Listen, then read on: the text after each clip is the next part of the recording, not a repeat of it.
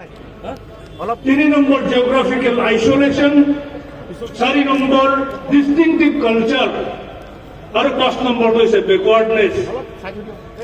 আদিম অবস্থা প্রাপ্তির লক্ষণ, সুস্পষ্ট সংস্কৃতি যার আছে, ভৌগোলিকভাবে বিচ্ছিন্ন ঠাইত যে সকল লোক থাকে, অন্যান্য জনগোষ্ঠীৰ সংস্পৰ্শত আহিবলৈ যাৰ লজ্জাবোধ আছে, দ্বিধাগ্ৰস্ততা আছে, যিবিলাক জনগোষ্ঠী সাংস্কৃতিকভাৱে, ভাষিকভাৱে, শৈক্ষিকভাৱে, অৰ্থনৈতিকভাৱে, ৰাজনৈতিকভাৱে পিছপৰা সেই সকল জনগোষ্ঠীকহে ট্ৰাইবেল কৰা হয়।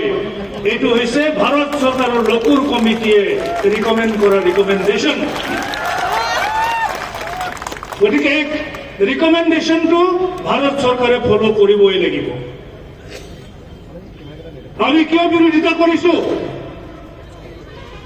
1996 চনত মাত্ৰ এটা জনগোষ্ঠীক এছটি কৰিছিল 6 মাহৰ কাৰণে, আৰু সেই 6 মাহত বৰ্তমানে স্বীকৃত ট্ৰাইবেলৰ যিবোৰ reserve seat, medical college, engineering college, ayurvedic college আৰু সকলোবোৰ উচ্চ শিক্ষা প্ৰতিষ্ঠানত ট্ৰাইবেলৰ কাৰণে সংৰক্ষিত আসনবিলাক কোচ ৰাজবংশী ছাত্ৰ ছাত্ৰীয়ে হস্তগত কৰিছিল।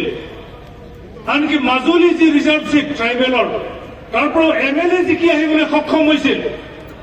মাত্ৰ এটা জনগোষ্ঠী এছটি হওঁতে আমাৰ এই অৱস্থা, আৰু 6টাকে যদি বৃহৎ আৰু আগবঢ়া জনগোষ্ঠীবিলাক যদি ট্ৰাইবেল হবলৈ হয়, আমাৰ অৱস্থা কি হ'ব ৰাইজ আপোনালোকে সকলোৱে বুজি পায়। আৰু সেইকাৰণে আপোনালোক ওলাই আহিছে একেলগে আৱাজ দিবলৈ, no further inclusion of any community in the list of ST। খোলা কথা, ভাৰতে স্বাধীনতা লাভ কৰাৰ 78 বছৰৰ পিছত কোনো জনগোষ্ঠীক আৰু ট্ৰাইবেল কৰাৰ এতিয়া দিন আৰু নাই। ট্ৰাইবেল কৰিব বিচাৰিছে একমাত্ৰ কাৰণত বৰ্তমানৰ ট্ৰাইবেল অলপকে লাহে লাহে ক্ৰমান্বয়ে ডেভেলপ হৈ আহিছে। অলপ মিনিমাম কনষ্টিটিউচনেল ৰাইটছখিনি আমি উপভোগ কৰি আছো। সেইটোত চকু পৰিছে,